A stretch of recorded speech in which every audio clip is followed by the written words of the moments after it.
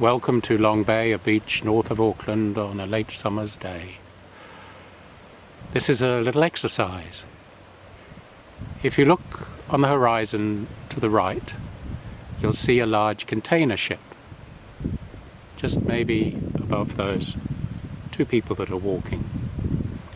And if you were here, and I stress, you need to be here or in a similar location, and you stare at that container ship, after a very few seconds, the large island on the horizon, on the left-hand side of the screen, disappears.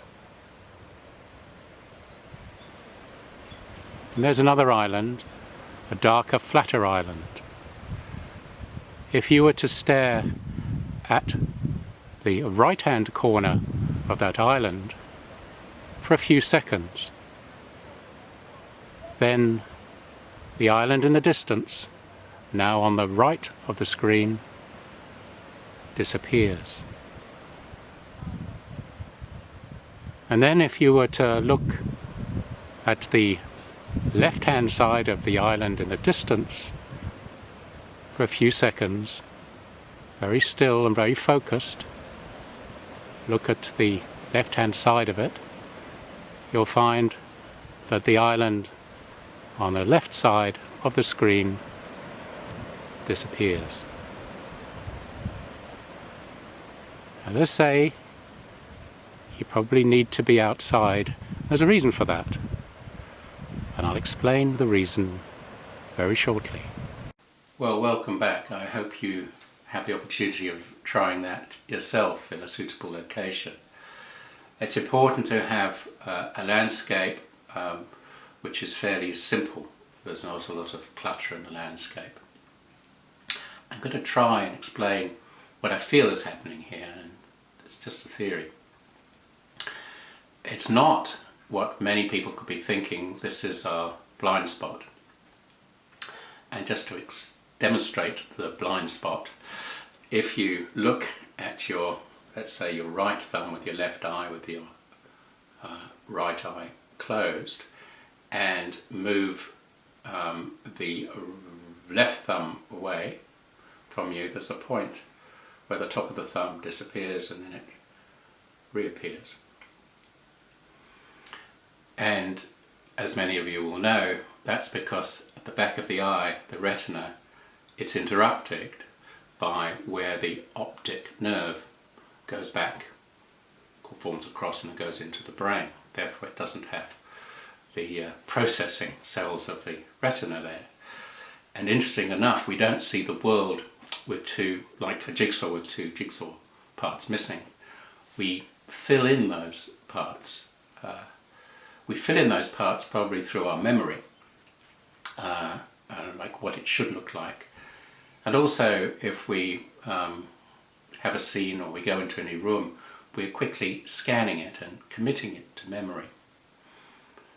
So in fact there's a theory that that really happens at the moment of seeing, all you're seeing is the central part, and everything else you've basically contrived from your memory. Therefore when you're looking deep into the horizon, you would tend to feel that from your experience that horizon is going to be flat. Therefore your expectation is broken by searching and not being able to see those other islands.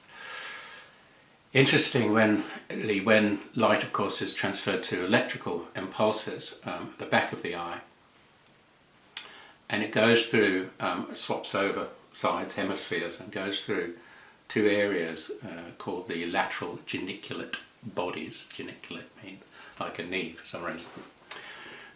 And this picks up information stored before from our other senses. So it's almost like it's putting what we see into context.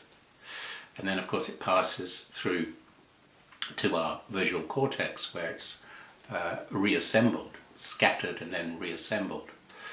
Therefore, everything we see is also somehow put into context through our past experiences. And possibly that's one explanation why those islands disappear, because we haven't stored them in our memory so much.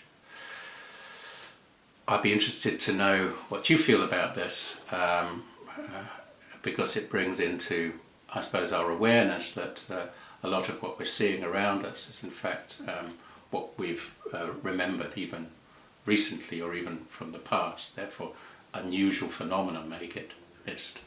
Just a thought anyway. So please add your thoughts down there when you've subscribed and clicked the bell. And of course I'll finish with a poem from William Blake. I think over 200 years ago he wrote this. And it's going to be short, no worries.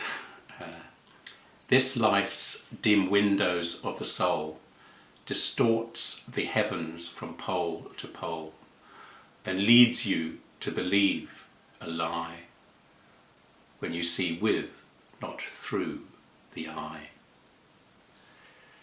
Thank you for joining me here on another solo, and please subscribe and tap that bell so it warns you of the next one. Thank you.